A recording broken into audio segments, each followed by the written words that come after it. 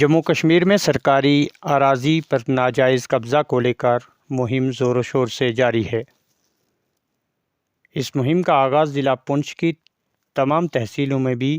ہو چکا ہے۔ Supreme court منڈر کے بعد تحصیلدار حویلی نے بھی اس مہم کو تیز کرتے ہوئے تمام عملہ کو متحرک کر دیا ہے۔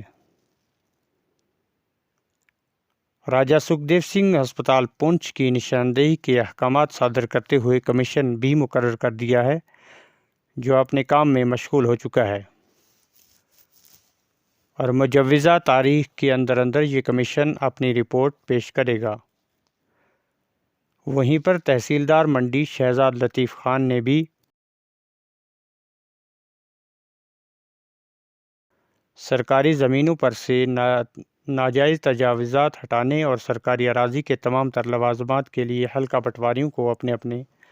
پٹوار حلقہ میں نمبردار چوکیدار کو ہمراہ رکھ کر نشاندہی کرنے پر مامور کر دیا ہے۔ سب سے بڑی کارروائی تحصیل ہیڈ کوارٹر منڈی پر انجام دینے کے احکامات صادر کرتے ہوئے ایک کمیشن مقرر کر دیا ہے، جو سب ضلع ہسپتال Mandi, government high secondary school boys Mandi, government high secondary school girls Mandi اور تحصیل کمپلیکس منڈی کی زمین کی نشاندہی انجام دے گا۔ نائب تحصیلدار منڈی کی قیادت میں یہ 8 رکنی کمیشن 22، 23 اور 24 فروری کو نشاندہی کے بعد 26 فروری تک اپنی رپورٹ پیش کرے گا، جس کے بعد اگر ان چاروں سرکاری عمارتوں کی زمین پر